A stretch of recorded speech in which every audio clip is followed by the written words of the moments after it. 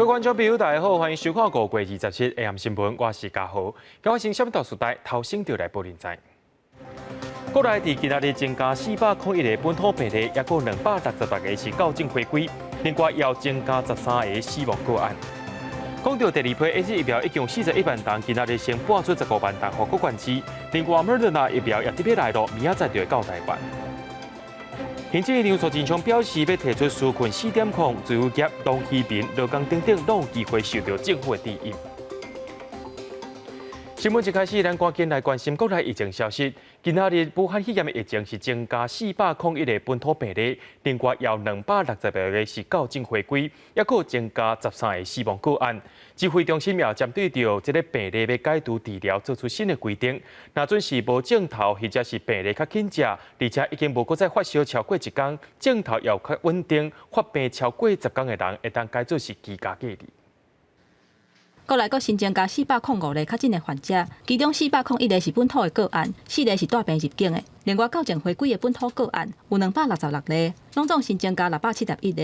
因若确诊的个案内底新增加13个死亡，死亡的病例阁创下新高，累计确诊的人数拢总有6761个，死亡人数拢总59例。部的案例今天在671例里面那回归之后校正之后，那当然现在还是以5月17号。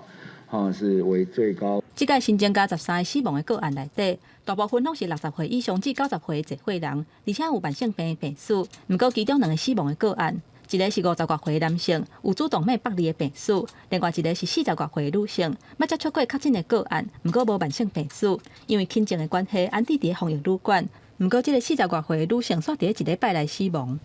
目前来做这些比较，当然给我们一些警惕。染疫的相关的年龄是偏大，我们还是维持在1%，也并没有说很明显的来增高。即马确诊的人数愈来愈多，医疗强要制载袂掉。指挥中心嘛公布上新版解除隔离的条件，其中针对无症状或者是轻症的个案，爱符合2个条件，包括退休至少1天，症状有缓和，而且离发病的日期已经有10天，才会当要做采检、解除隔离治疗、改做7天的居家隔离。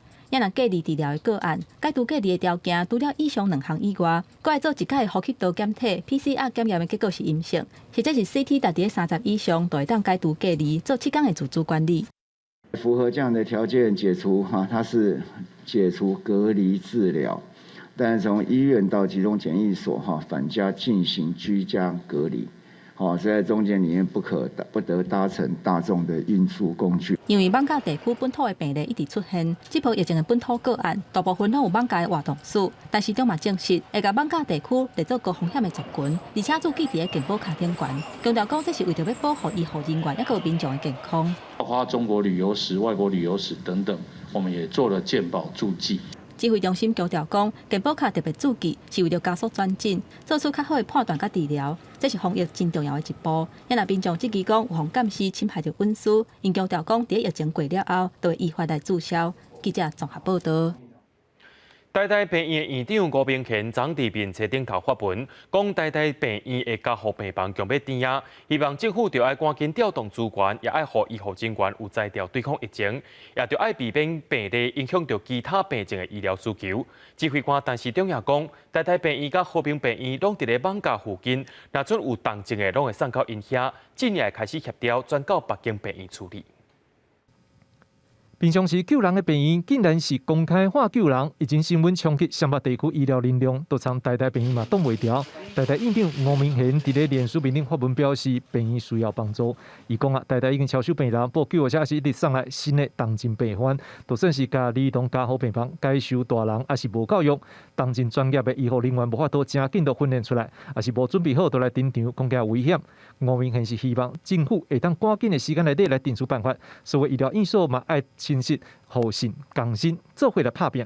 更重要是病院真紧急，互病院的资源也是补助一定要有够，袂当互一线医护人员无资源来救护病人。指挥中心回应，台大甲和平病院因为甲列区艋舺真近，所以救护车会就近送来遮，未来协助来协调转送其他病院，减少台大病院压力。那在这我还要讲说，那台大辛苦了哈。那不过这是抗疫，是大家一起的事情啊。那我们把后续的分配把它做得更好，让大家各个医学中心都来承担共同的责任来哈。那这样对病人是最好的。那今天陈部长也有很正面的回应。其实，在上个礼拜我就已经有跟台北市的卫生局有提到这个问题，因为我发觉我们台大刚好在热区，所以救护车都一直送过来，他也不问你交病人还有没有床，他就送过来。我只是趁早提醒，我们还要处理其他的病人。那你讲那个整个医院瘫痪掉，那个是很严重的一件事情。吴明贤的烦恼嘛发生在另外一个教学病院严重，除了新冠肺炎的疫情，还有其他病人需要紧急的治疗。所以，像以我们院来说，现在大概都还有将近1半以上的床位是住其他的非新冠疫情的病人。我们要特别把他们这些病人的收治跟我们新冠肺炎病人能够分仓分流完全隔开来，让他们也能够安心的在医院治病养病。除了希望政府协助资源分配，台大病院院长吴明贤嘛强调，尖马地区大病院拢面临着同情加护空间需要调度，救护车还有床位的资料嘛应该透明，安尼病院压力才有法度真正来降低。记者张志勇、曾志成台北报道。讲到新北市的部分，今仔日是增加177个人染病，也因为新北市的医疗量能是用真棒，希望会当有1043床的专责病床，目前大约已经有85%达成啊。医疗配送的部分，新北市是提比台北、高雄更较少。市长侯友宜也呼吁中央，敢要大声予北部医护人员来做疫苗，也请中央着爱善事。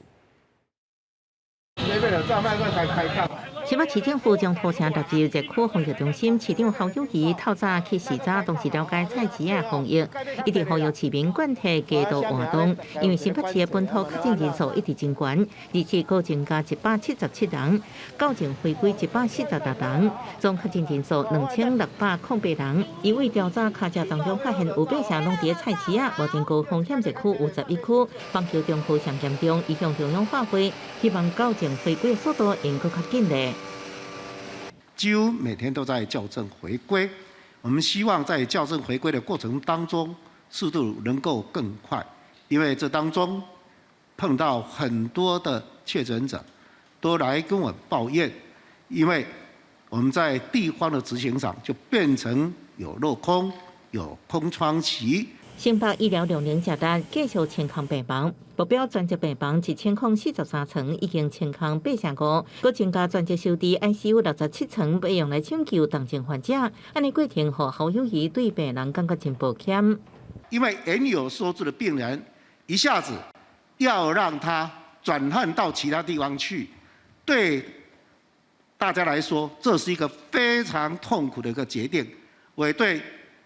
为了清空造成当时住在病房里面的病人的不便，也深感歉意。新北市这波疫情重灾区，除了一直加强的医疗量能，对疫苗是具高度的需求，真无简单有疫苗配送。中央第一批分配予新北市只有1.8万剂，不过台北市有2.22万剂，高雄1.1万剂。侯友宜只好各向中央发挥。新北市的医护同仁。总共有3.2万人，给新北市是1.8万，还少了1.4万。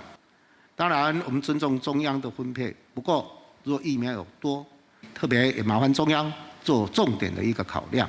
伫这时阵，佫传出中和某一个工业区内底有一间公司员工确诊，不过头家依然要求其他员工照常上班，就烦恼会加做防疫胖胖。卫生局已经在疫调中，佫控制接触者，通知配合隔离。记者综合报道。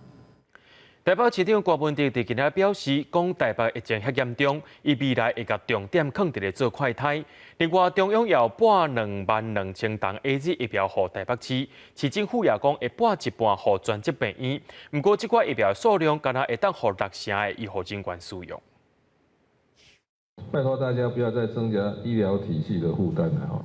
台湾本土疫情扩开，台北市长郭文哲勉励医护人员也分析疫情，因为病例校正回归了后，感染人数较平稳。不过台北市日快筛阳性率依然是8.7，比前一天有小可升悬。艋舺依然维持社区感染，疫调已经袂使，应该先做快筛。针对中央配发台北市22000剂疫苗，伊宣布一半11000剂提供予专责病院，不过只有60%医护应住。不可能。让你们全医院的医护人员全部打，因为全部打的话，大概还要再1万多剂。防疫专责病房的医护人员先打，那些旁边没有直接照顾的还是没有办法达到的。各县市拍算家己买疫苗，总统蔡英文定调由中央统筹。官体质疑为什么将国运放伫国产疫苗，呼吁中央讲清楚。特别是继续扩充医疗收治量能，按算1礼拜应收治1300人，为什么不少确诊者依然踮伫厝？特别是府表示，中央放令无症状轻症患者应居家隔离17天。将来可能确诊者在家或快筛阳性的无症状的确诊者在家的状况会变成常态，那这中间就需要专责的人车队来运送这段回家的过程。真正伫厝若无法度一人一间，台北市加强版防疫专责旅馆应受轻症、快筛阳性，已经有7间旅馆加入提供7009个房间。网甲区公所真侪人快筛阳性，黄珊珊表示，所有接触员工已经确认带入防疫旅馆。记者综合报道。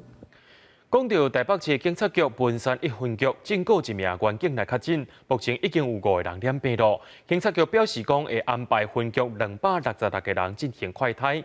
另外，伫台北市的替代役中心也传出4个人快筛阳性。那讲到海巡署一名驻太平岛的官兵，伊登来到台湾休假时阵，落尾是登记太平岛的时阵，却验出阳性。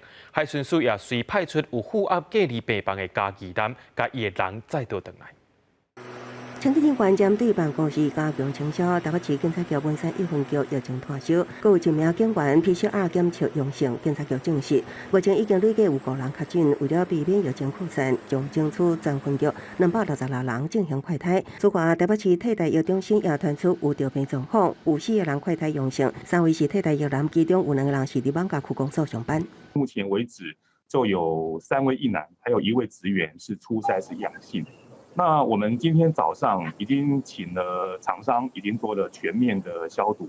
那除了消毒之外，我们也初步做了清查，把这2位役男的寝室附近的役男，针对甲快筛阳性役男有接触者，并疫局表示有4人快筛拢阴性，初步排除替代役中心有群聚感染。房间为19开始已经改1人1间，办公室也分流办公。另外，立法院继续民进党立委罗致政的助理确诊了后，立法院总务处管理区的1名机关也着病。立法院指出，这名员工19都无去立法院上班，24暗发烧就医采检，隔2天通知检测结果阳性，因为纾困条例3.3通通过，立委认为爱改采洗信投票。我们院内就是我们秘书长，他因为开了几次防疫的会议，而且对这件事情都有掌握，而且做最适当的处理。我想院方那边也加强在清消了，那很难很为难，要开院会大家都要去嘛。另外，海巡署1名驻太平岛的官兵回台休假，休假登记太平岛初步采检疑似有阳性反应。海巡署紧紧派遣有负压隔离病房的家役男，将人再度登去。还有外交部领事事务局1名委外人员也传出2个确诊。外交部表示，这名员工并不是第一线柜台服务人员，甲民众无接触。记者综合报道。咱台湾目前第2批 AZ 疫苗有41万剂，今仔日有先拨出15万剂到各县市。目前台北市有22000剂，高雄有21000剂，高雄却比新北市搁较济。指挥中心也讲，这是照符合资格人员数量去做计算的。冷藏车透早去到邦桥阿东病院，甲爱保存伫咧摄氏2度至8度的 AZ 疫苗送到位。第2批送到台湾的 AZ 疫苗27正式拨落来，第1阶段15万剂，阿东病院分配到800剂，有不少医护人员伫咧早起的时阵就先来做。大家都在医院工作，比较容易接触到病患，所以就想要保护力高一点。阿东病院表示，院内人员进前做疫苗的比率已经有84%，这个是提供予员工，还有附近基层医护人员，甲65岁以上的聚会人来做。不过，阿东病院伫疫情的重灾区，还佫收治11个重症的患者，分配800剂疫苗，敢有够额？过去可能是打得比较低的，他可能就多配一点。那我们打得已经相当不错了，就少配一点。我相信疫情对大家施打医院一定会有影响。这届 AZ 疫苗第1阶段的分配，指挥中心公布数量上侪是台北市有22200剂，新北市有18000剂，也那高雄有21000剂，比疫情严重的新北市还佫较侪。指挥中心解说，双北分配的数量是以还未注疫苗的第1、第2、第3类人员的6成来算，包括医事人员、中央甲地方政府的防疫人员、甲高接触风险第一线的工作人员，也若其他的县市，敢若用医事人员来算，所以比例无共款。是双北以外的，是用卫师助第一类人员数的60%来去估啊。照这个方式来算，若是这个县市还未做疫苗的人数较济，即个分配到的疫苗数量就会较济。另外，有愈来愈侪警察确诊，应该会当优先来做。指挥中心强调讲，警察分别属于第一、第二、第5类，只要是伫第一线防疫的工作人员，或者是伫集中检疫所的警察，都会当优先来做。记者综合报道。英灵基金会近来表示，基金会创办人郭台铭希望英灵基金会甲鸿海做伙出钱，甲上海复星买 BNT 疫苗，希望会当来协助政府解决疫情。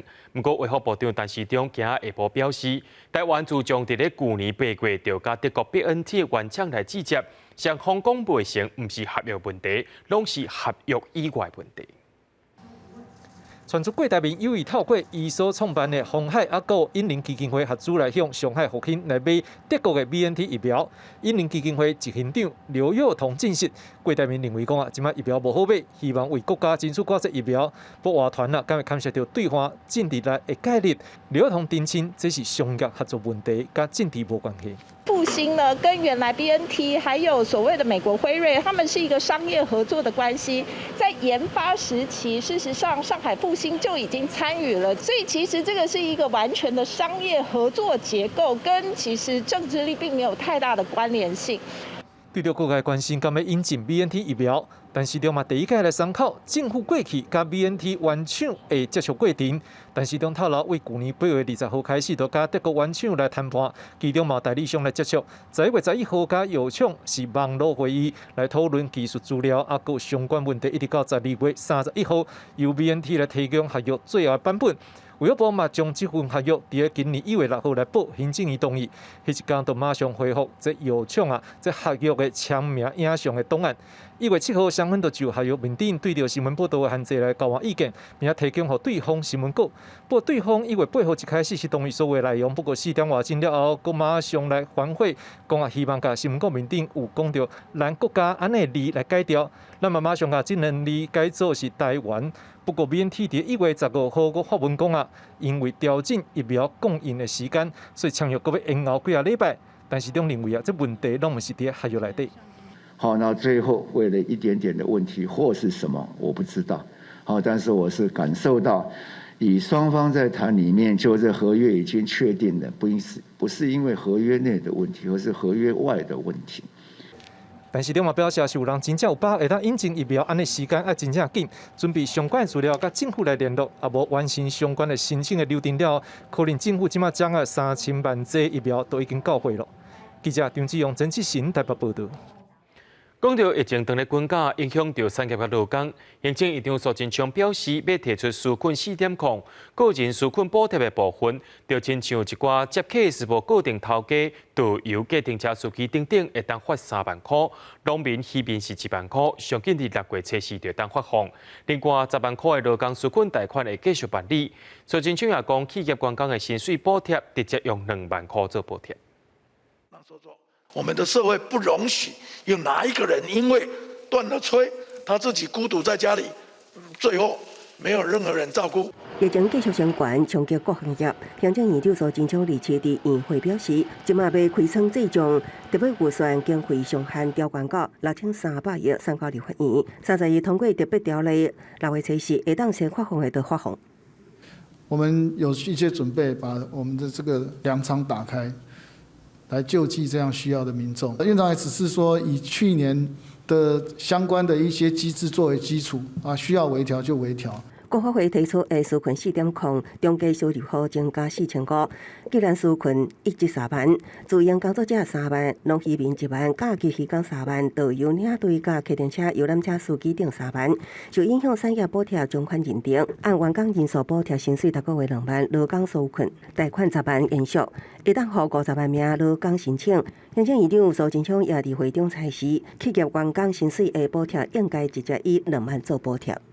而省去这种行政作业的时间，可以直接来帮助这个企业他们有员工的薪资要负担，那政府来帮一点忙，那这个金额就直接用最高的2万块那咱所有劳工朋友也咧劳师动众，来个走去工会，你就反正每一个月会当发到咱劳工的生活津贴1万块。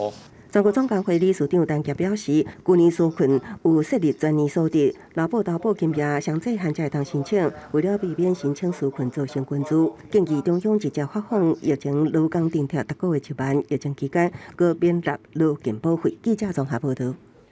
对着阮的镜头来看在地上大条，讲到桃园伫今仔日增加18个本土病例，也有4个是校正回归，其中伫咧南口的重建有一名护理师来确诊，初步调查毋是院内的感染。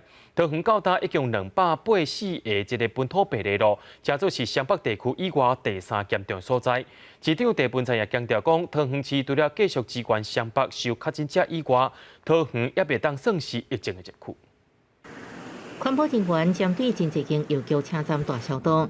桃园这次新增加18例本土个案，4例校正回归，其中1人有放假接触史。确诊者当中有1人是南口中间护理师，初步调查并是院内感染。另外，还有台北市联医和平院区呼吸治疗师的3名共大家属，甲维纳斯酒店确诊10部公馆的1名亲友，拢是居家隔离区的对象，无社区传播情形。桃园的本土个案，大部分就是有2轮、3轮传播，所以要请所有的市民，那么要做好个人这个防护。为防疫，郑文灿宣布，桃园市大夜市停业到6月14日，公车捷运甲计程车爱减薪7连制。桃园区公所有3人确诊，停止办公3天，因为佫需要消毒，延到下礼拜日31才恢复上班。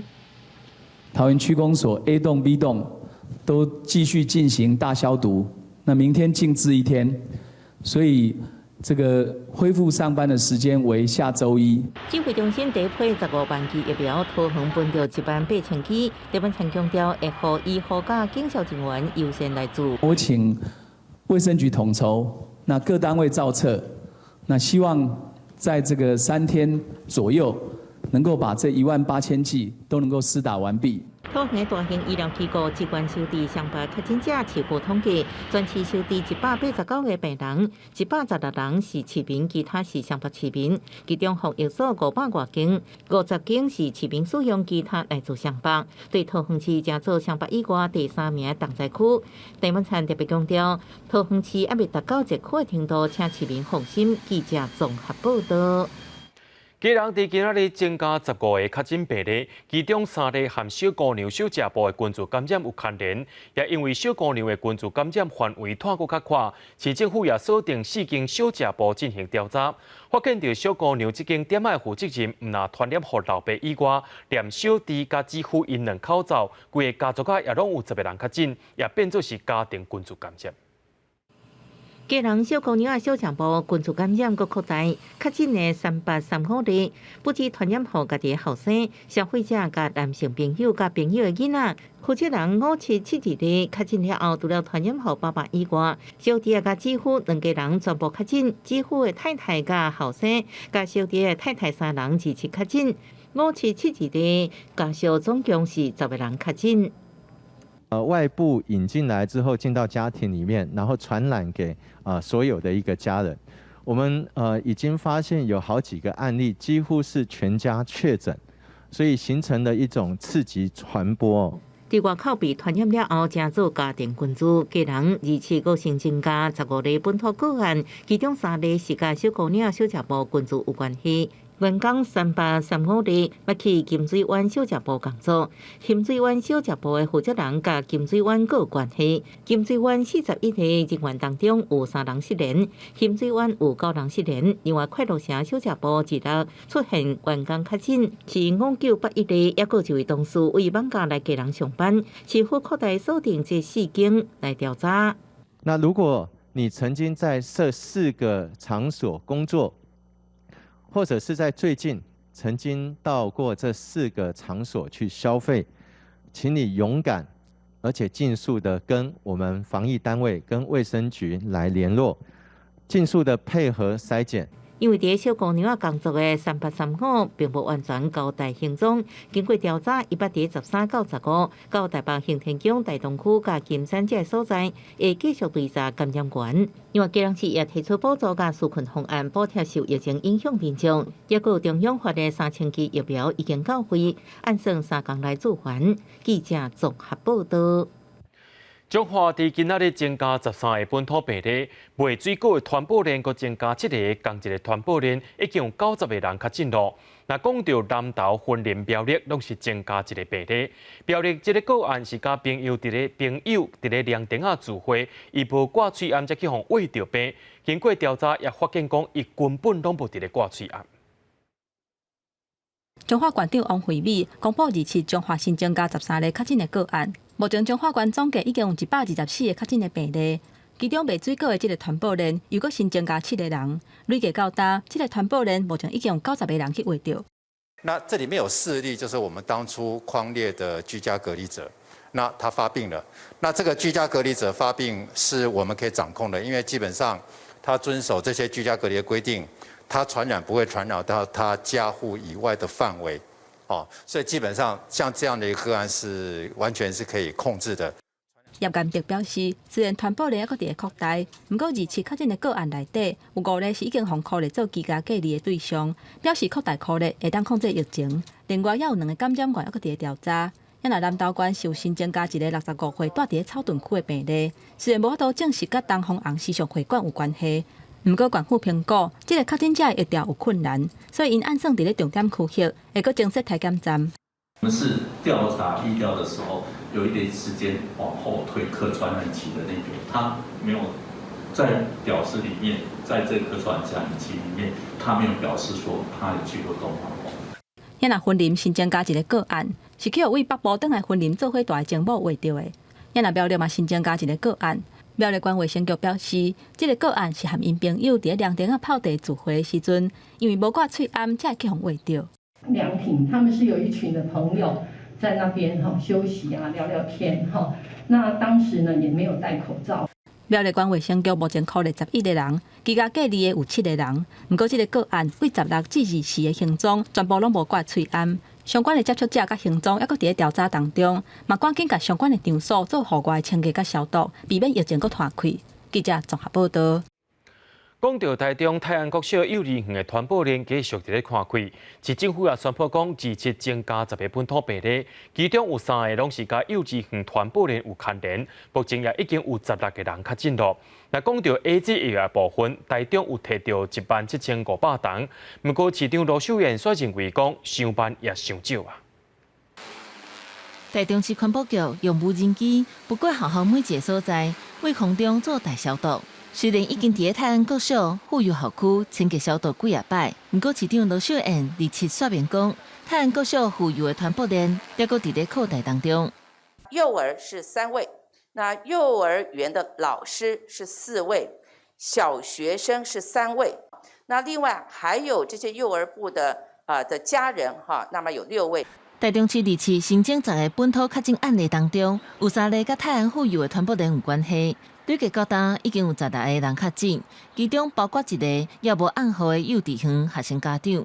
也若规个传播链的源头，敢就是有绑架旅游史的幼稚园主任。卫生局需要搁调查清楚。厨工他本身是从彰化、台中来来去去，所以彰化的感染源也有可能，那北部的感染源也有可能。这个如果要详细的话，也可能要做基因比对才有办法确定。台中市另外一个个案是伫咧南投草屯东方红时尚会馆消费去互喂着，中央陆续分配15万吨 AZ 疫苗，台中市摕到17500吨，不过疫情目前无转好的迹象，就算疫苗全部注料，做的比率干那2%。罗秀燕认为也是上班。如果绝大部分的这个市民朋友没有打，那但是只有2%的人打。换句话说，我们非但没有办法建构这个防疫网，几乎所有的市民都是笼罩在病毒当中。罗秀燕指出，中央规定成本的疫苗，医护人员优先来做，不过亲像警消、消防员、救护人员、卫生环保人员、民政人员也阁做袂到。希望买疫苗速度会当加紧，更加应该互县市政府家己决定做疫苗的顺序。记者综合报道。高雄的部分阁增加14个确诊病例，其中有10个人是因为昨确诊的猎灵师傅迄家人跋筊所造成的群组感染，也因为这已经是高雄市第2站因为跋筊所造成的群组感染，市政府也宣布讲室内社交活动对即马开始拢禁止。另外讲到屏东是增加3例，嘉义市包含校正回归有3例，台南市是有1例校正回归。高雄左营一个社区公园内，由有长辈群组拍败抬杠，而且部分还阁无挂催暗。上知影高雄的拍败群组感染已经哪严重，高雄市离奇单日新增14例本土病例，除了4例南山，而且有病较感染管个案，另外10例拢总甲确诊个案，588列零3拍败群组有关系。聚赌的过程里面，传播到家庭群聚的一个过程。好，那影响所及，除了赌场里面所聚集的当时的所有的人之外，那包含2个家庭也因此受到了群聚感染。60岁猎灵师44发病，23确诊。这个期间，佫捌几啊摆到教场拍牌，甲伊共排经的牌友已经有4人着病，并且连续传染互亲人。包括已经公布猎灵师的父亲，教场群聚延伸已经在1例，其中3人重症。高雄市府表示，这个个案已经造成触破感染，有假群组感染范围可能伫500人以上，因为这已经是第2摆拍败群组感染案。市府宣布，即日起，室内非必要社交聚会、像泡泡球都有一律停止。这个风险实在是太高。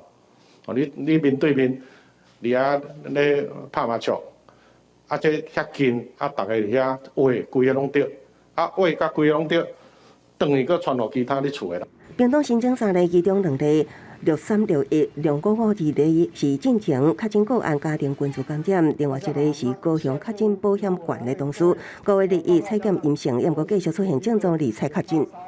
采的时候是阴性，因为他的同事2963检验出之后，他自我健康管理，然后呢，在重复身体不适呢，在行第2次采验的时候就为阳性确诊。另外，台南有1个校正回归是台南进前的确诊个案，伫3公告加24日大做会的外籍看护同款1采阴性，日内出现家扫发烧等症状2采确诊。因为这个案10例已经考虑伫厝隔离，后续无考虑对象。嘉义市新增2例本土病例加1例校正回归，也毋过3例拢有明确的北部朋友接触史，加确诊者接触史，目前已经完成药调甲脚食点消毒。记者综合报道。国际上要紧，听歌说分明。讲到 WHO 会议第3天，除了咱国的友邦以外，连美国、日本、英国、加拿大、澳洲等国家也拢发言挺台湾，认为世界卫生组织不应该排除台湾。WHO 近日第3天议程，挺台发言继续增加。秘鲁总统惠素人伫全会总统论上挺台湾，讲到秘鲁甲台湾建立的旅游专案，这个先例会当激发其他太平洋区域国家砥砺做。也再次表示，秘鲁甲台湾、美国、日本、澳洲坚定的友好关系。Taiwan has contributed tremendously to the research and analysis of the coronavirus. Political boundaries should not restrict us at the expense of human life. The government of Belize supports the inclusion of Taiwan as an observer of the World Health Assembly. 咱个友邦秘鲁、贝里斯、图瓦卢就连续发言，呼吁世界卫生组织完整接纳台湾。另外，东欧国家立陶宛友台力度渐渐增强，3月宣布要伫台设立经贸办事处。伫 WHO 也发言主张，所有国家拢需要参与全球卫生事务，间接对台湾支持。We strongly believe that all countries and all regions in the world must be involved in global health issues. 也毋过友邦尼加拉瓜发言时阵无讲到台湾，外交部表示，台湾甲尼加拉瓜邦谊友好稳固。尼加拉瓜进前也致函 WHO 秘书长谭德赛，提案邀请台湾参与 WHO。目前为止，除了友邦，已经有9个理念瓦近的国家伫会议上表达对台湾的支持，力度搁创新高。外交部对此表达诚挚的感谢。记者综合报道。因为欧盟不办 AZ 疫苗药厂无照合约提供疫苗予因，双方目前正在打官司。另外，讲到法国的部分数网络名人接到一个广告邀请，要求伊来拍影片，甲辉瑞疫苗抹黑。相关部门也正在调查，甚至怀疑讲这幕后装假人就是罗西亚。欧盟告 AZ 疫苗制造商阿斯特捷利康公司无履行合约，而流转案伫比利时首都布鲁塞尔民事法院开庭审理。欧盟强调，药厂已经承诺伫6月底进行交3亿剂的疫苗，到5月初只收到1/4。Given that AstraZeneca was developing and manufacturing a new vaccine in parallel in months and not years, it could only commit to make its best reasonable effort to supply, just as many other vaccine makers did. 不过，药厂表示合约并无强制了当时法人有不当行为。不过，欧盟又原发出每提交一支罚款1欧元，而且按照天数来算，按算向药厂求偿7000万欧元，相当新台币3.4亿。各国不止为疫苗供应展开争夺战，即卖阁正做自信战。伫法国有100万人订阅 YouTuber 最近公布家己接到业配，公关公司要求翕影片散布做辉瑞疫苗的死亡率是 AZ 疫苗3倍，不是言论。目前安全部门已经咧调查，怀疑幕后黑手可能是俄罗斯政府。People need to be super cautious of what they read about, what they hear about, etc. And we as creators, we need to set our standards really high because it's, I think, just the beginning. 伫澳洲当地阁传出本土感染 ，BBC 报道指出，维多利亚省进前已经有16人确诊，当局列出150个感染疫区，同时列出上万名接触者。各位礼拜四暗时开始进入封城状态1礼拜，阁进一步调查感染源。纽西兰是暂停甲维多利亚省的旅游专案。公司新闻王碧文编译。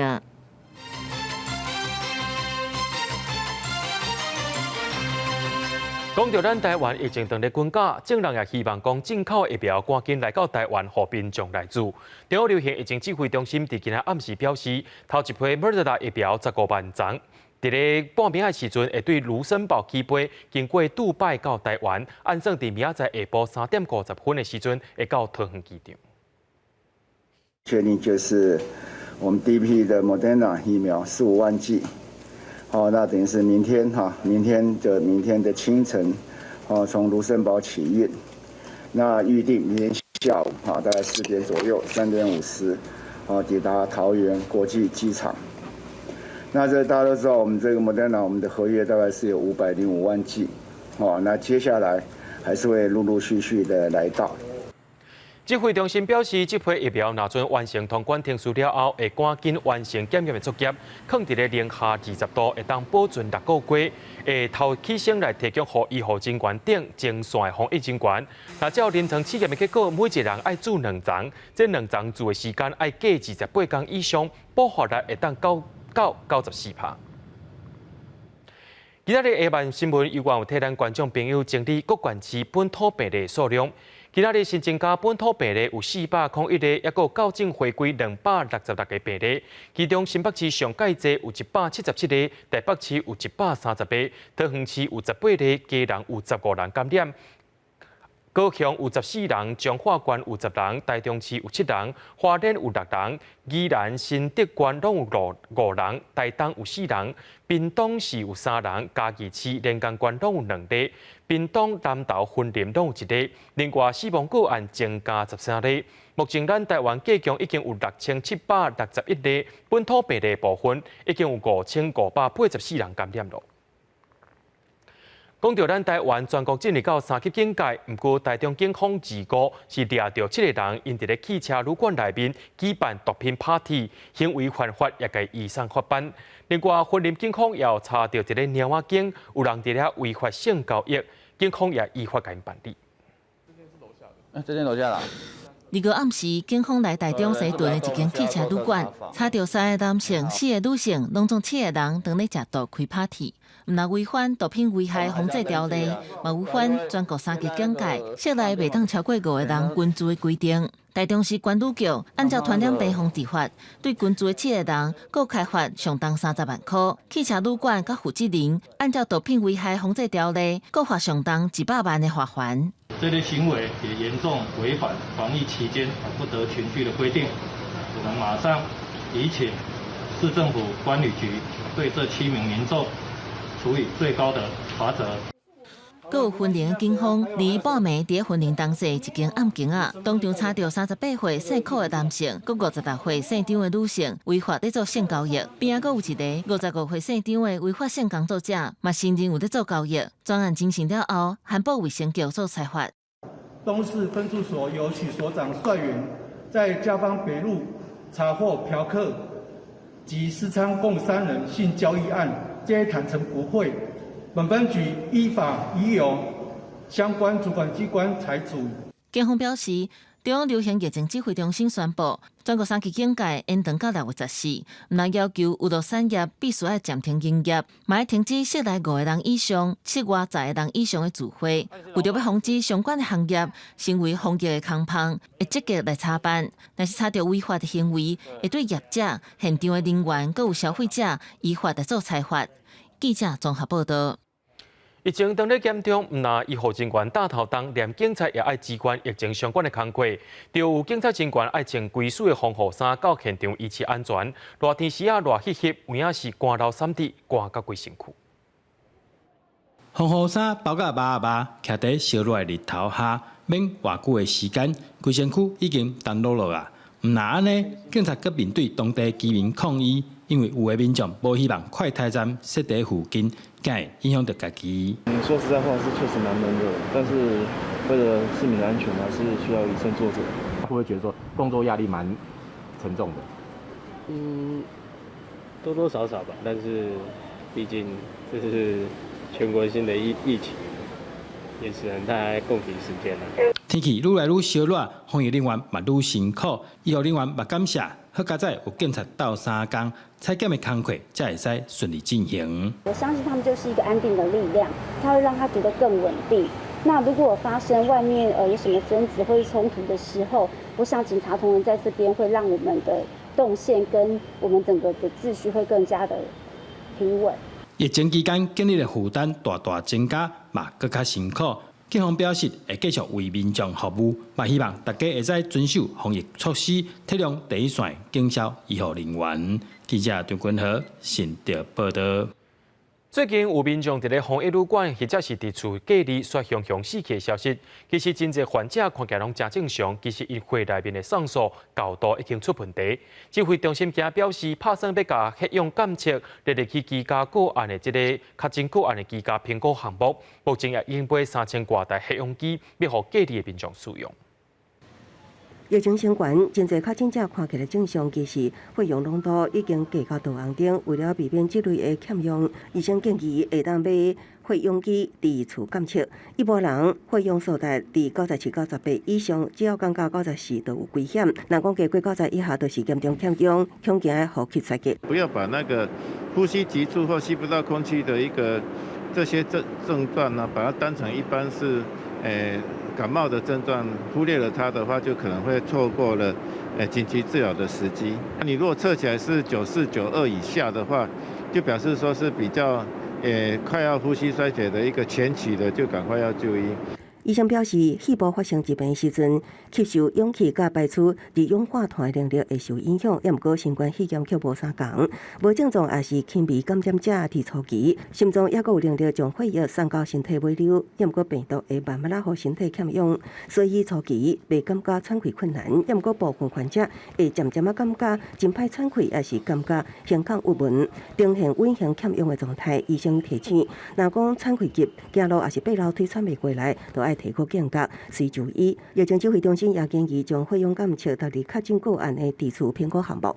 比如说呼吸速率哈，如果说超过30下哈，然后这个血氧的监测哈，那个已经低于这个95%哈等等，这些可能会作为这个每日警示的症状评估的项目之一。那其实各县市也都已经有在采购提供给他们住在这个防疫旅馆的民众哈来使用，特别在双北这边。为了防止集中检疫所甲地处隔离的确诊者雄雄死亡，指挥中心表示，除了强化关心甲互动评论，也将加强体温甲费用等量测设备，协助地方政府保健地处照顾量能。记者综合报道。台东伫今仔日增加4个病例，目前为止已经有7例了。这7例当中有4例是甲5月15泰麻里入厝办桌有关系。迄天有100多人伫遐群聚。县政府27也赶紧伫咧泰麻里甲金峰乡设快筛站，要申请国军化学兵支援这2个乡镇的消毒。国军第2作战区派出27名官兵甲6台轻重型消毒车，前往台东县泰麻里乡甲金峰乡2地进行村内严格喷消毒水。台东县27新增2男2女4例确诊个案，年纪伫50多岁到80多岁，其中2名女性甲进前公布的2个个案，拢有共同参加过5月15伫泰麻里乡一间饭店的新厝6成8人宴会。目前台东县累计有7例确诊案例，其中4例都甲宴会有关系。当地民众真烦恼，县府紧急伫这2个乡的卫生所开设快筛站，已经有47人前往快筛，目前拢是阴性。相同类似的人又参加5月19号在太麻里有某一个商家，是不是他们所碰到接触过的人，所以我们就会比较担心一点。刚刚去筛检了灯，结果是呈阴性。不过，县府表示，阴性反应也是爱伫厝隔离。即马拢总发出172人的1人1室伫厝隔离通知书。防疫旅馆也增加到358间，一旦确诊数搁增加，县府考虑伫金峰甲泰麻里乡着病严重的村落实施普筛。那这个可以考虑。那当然，我们现在还是再一次说，第一批要来快筛的，就是和我们确诊者的足迹重叠者。廖庆莲讲，目前台东县确诊案例拢属于轻症，医疗资源目前也充足。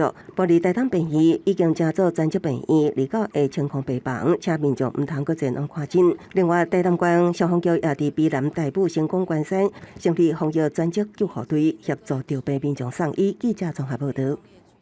为着要消透北部的医疗压力，有一寡轻症的确诊者会送到家己地区的防疫旅馆隔离。不过，旅馆附近民众感觉讲消毒的工作做无够，人员出入的管制也是做无好。民众翕到客运的车就停伫社区附近，人行道顶面阁有穿隔离衫的人员。民众表示，因落车的所在入去旅馆的入口，离一般徛过无公界远，感觉消毒的工作做无啥够。他们主要进出口都是在地下通道，地下通道就已经是我们住家隔壁，就是10公尺就是隔壁了。然后第一天他还更夸张，就是直接停在那个出入口，然后让他们下去，然后做个简单的消毒。事后那个区域也都没有消毒。民众阁指出，进前阁有人看过司机载人入去，车停伫路边，落车脱隔离衫了后，就伫社区附近活动。因嘛认为防疫旅馆的人若是伤济，人员出入入。这附近的区域应该要定时来消毒，减少环境的病毒量。我是觉得那人数多，病毒数应该会比较高，所以也是希望那个相关单位来做一些定期消毒的动作，因为最近我都没有看到。县府这部分我们也特别来做加强，所以呢，每天早上跟下午我们也会做，县府会来做扩大的一个消毒，希望就是说让民众能够在更安全的一个环境。卫生局表示。去年就已经配合中央的征收，让这个集中检疫所开始运作，流程嘛拢有一定的要求。民众烦恼的部分，有向中央来反映，刷来嘛大爆棚来分解，希望会当减少民众的不安。记者林慧婷家己报道。即马甲民众做快筛的大部分拢是医生，不过民间团体也建议政府讲，依照传染病防治法的规定，因为疫情需要，就要放零受过训练的护理人员来协助采检。疫情指挥中心的指挥官陈时中也讲，伊无反对，也整理相关的资料，让民众了解到快筛工具的使用限制。疫情继续伫咧滚价，为着增加疫情重点区快速体检的量能，即阵有生技公司捐几个万支快筛试剂，予全台湾各地医疗院所，希望替这场国家防疫战尽一份力。快筛试剂的捐赠计划，让各县市政府的卫生单位更清楚的了解在什么时间、在什么场合、什么目的去使用这样的快筛试剂。台湾本土病例爆发到大1礼拜外，平均每天超过500例，60岁患者重症率已经到20%。即马民间团体呼吁中央根据《传染病防治法》第28条规定，因应疫情的需要，希望会当放领快筛试剂检验人员的标准，予护理人员接受训练，也加入采检的工课，减轻医事人员的压力。在传染病防治法的这个规定里面，主管机关是可以将某部分重要的这个行为好比说这个疫苗管理使用接种的这种措施由受过训练且经过认可的这个护理人员来实行。各种受过训练来做协助相关的业务，我们都不是反对了那看他供需的问题。那刚才另外说自己筛什么筛那个请罗副稍微整理一下本土的资料，让大家了解这种快筛这些东西这些工具使用的一个限制了为着确保员工的安全，即阵国内有袂少大型企业拢表态有买快筛试剂的意愿。不过，企业快筛的指引爱等经济部提案，即阵还无时间表。记者阿敏珍、林学凯台北报道。疫情当咧滚价，货运业电脑变甲真无用。货运相关的工会行表示，因为一寡货运人员目前即卖工作时间拢超过15点钟，甚至有的业者主张讲，司机敢若会当伫咧加班费甲奖金这内面两个选一项，因感觉讲真无合理。全台湾三级警戒的货运业变真无用，货运相关工会发联合声明讲，升级三级警戒了后，货运人员的送货量可能变定倍，有人早时7点半开始上班，到半暝12点半才回去厝内，工时超过15点钟。你平常时你若是以1点钟送20件的货，你100件大概开从4节来5点钟这是送的时间尔。比如讲拆理货，物件按人车请出来，上车排单。贴货等等，这时间还未算在内呢。你这样是甚至一个人平均一工头120、130、140、150。工会讲，司机的薪水一大部分是厝上加奖金，但是伫即马司机常常需要加班的时阵，铁配通公司煞主张要加班费就要使领一个奖金。延长工时的加班费这个部分，在宅配通公司里面，超过7点之后的加班费是没有的，你要申请公司。迫使我们劳工要去选择，我们今天到底要加班费，还是要取送件奖金？加班费这个东西是法律给予我们的保障，企业应该给予的。那怎么会是需要我们员工去2个选择一个东西呢？劳动部回应，针对疫情的状况，有特殊的加班规定，会使延长工时，但是特殊加班的加班费，公司是需要事前经过工会，也是县市政府的同意，才会使来实行。若是紧急的状况，嘛需要事后报备审查。针对特别通的案例，可能需要另外调查。特别通回应，公司会依法予司机加班费，不过厝上加奖金，法律是无规定一定要提供。记者问到，这唔就代表司机需要放弃占薪资比例上悬的厝上加奖金，才会使来提加班费？特配通讲，这个薪资结构的问题会过来研究。记者郭北君、郑派文台北报道。人讲天狗食过就是过全食，第2日暗时是今年过球上届近我台湾一天，咱当看到大大粒的过场。伫高雄着学校的天文馆线顶直播一个过程，予伊期间好好地处理欣赏这个天文奇景。2日暗时6点半，你敢有抬头看月娘？今年上大粒的满月，加上月全食，同齐出现。高雄天顶云真高，不过还是会当看到食月，而且大大粒的月娘变做红柑仔色，刷落来才豆豆啊恢复月圆。规个过程伫全台湾真侪所在拢看得到。今年的月全食刚好又遇到今年的最大满月。今年最大满月刚好就在5月26号，那月亮比平常的稍微大了一些，所以今年呢是非常值得观赏的一年。高雄前顶高中天文馆嘛透过天文吊镜线顶直播，予学生伫厝内就会当看到大大粒、佮红红的超级月娘。江和国小真重视天文教育，社团学生把握机会，准备真侪假诗。暗时6点外，就伫个厝内的露台，也是厝顶，等咧看今年的超级月娘甲月转色。因嘛翕相片，甲老师分享。一开始看到红色的月初带时，中间虽然过程有云挡住，但最后看到了被吃一口的月亮，真是太开心了。小朋友有拍到月偏食或者是那种偏食的阶段，他们都很开心，因为他们觉得说自己在家观测是一个很难得的经验。直到月转色拄着疫情，江和国小取消大家做伙用吊镜看月娘的活动，学生方一直出来看，也是看线顶直播，拢是难得的体验。记者邓亚文来为做高雄报道。咱做伙来看明仔载气象。北部地区对26度到36度。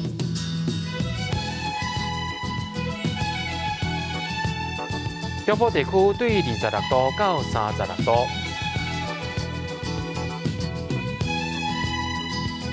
南部地区对26度到35度，